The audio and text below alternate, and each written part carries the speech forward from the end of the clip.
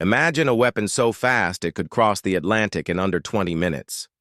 So unpredictable it dodges every defense system in the world. And so powerful it could level a city in the blink of an eye. This isn't science fiction. This is Russia's Avangard Hypersonic missile.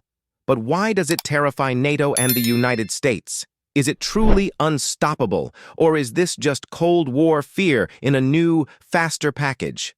Let's dive in, because what you're about to hear could change the future of warfare.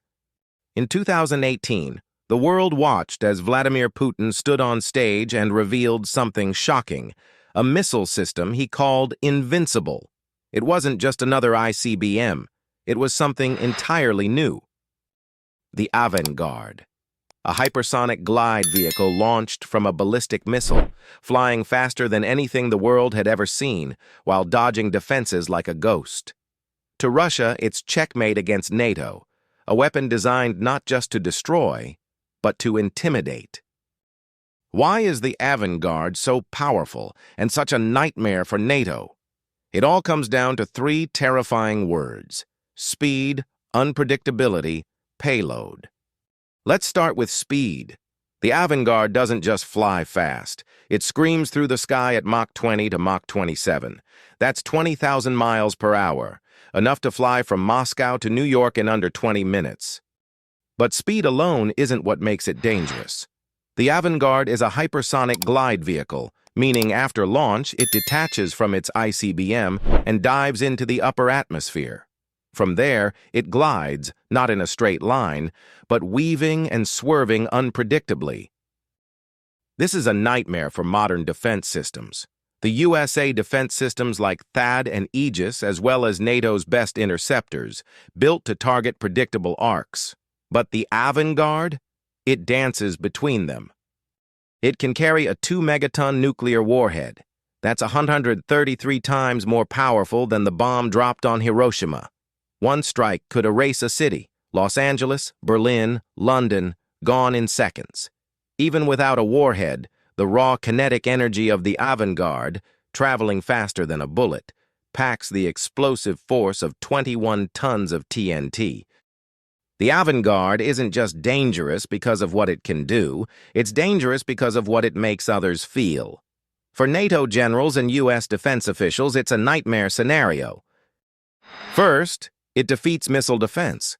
Billions have been spent creating shields to intercept traditional missiles, but the Avangard slips through those nets like a shadow. Second, it kills reaction time. From launch to detonation, you have 15 to 20 minutes. That's not enough time to verify, decide, or respond. Leaders are forced into split-second decisions, sometimes life or death, world-ending decisions. Third, warhead ambiguity. Is that incoming Avangard carrying a nuke, or just a conventional payload targeting a base? No one knows until it hits. And by then, it's too late. This weapon doesn't just destroy, it plays mind games. And that's what makes it so powerful. So how does the Avangard stack up against the deadliest missiles in the world? Let's start with China's DF-41, a monster ICBM. It can hit Mach 25, carries multiple nuclear warheads, and reaches anywhere in the U.S., but it flies in a predictable arc. That makes it easier to track and shoot down.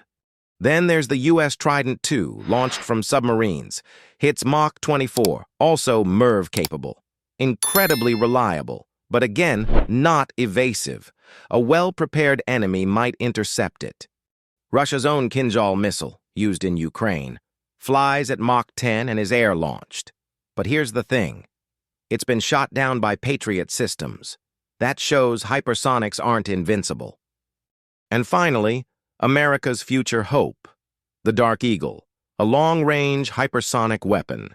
Aimed to hit Mach 1720, it's accurate, fast, and non-nuclear, but it's still in development, not battle-ready just yet. The Avangard doesn't just fly fast, it flies straight into the heart of global stability. To Russia, it's a way to level the playing field, a weapon that ensures no matter how advanced U.S. defenses get, they can always hit back. Deployed on Russia's RS-28 Sarmat, also known as Satan II, it becomes part of a chilling new era. First strike survivability. Even if Russia's hit first, the Avangard guarantees revenge. For NATO, it's a wake-up call. Their shield is no longer bulletproof. It's a game of psychological warfare now. Who blinks first? But the truth? This isn't about destroying the world. Both the US and Russia already have that capability. This is about sending a message. The arms race isn't over, it's just evolved. And right now, Russia's in the lead. The Avangard is fast. It's evasive. It's terrifying. But is it unstoppable? Or is this just the newest chapter in a long, dangerous game between superpowers? Let me know what you think in the comments. Is Russia's hypersonic leap truly a game changer, or just another weapon in the endless dance of deterrence? Don't forget to like, subscribe, and ring that bell if you want more epic breakdowns of the world's most advanced weapons.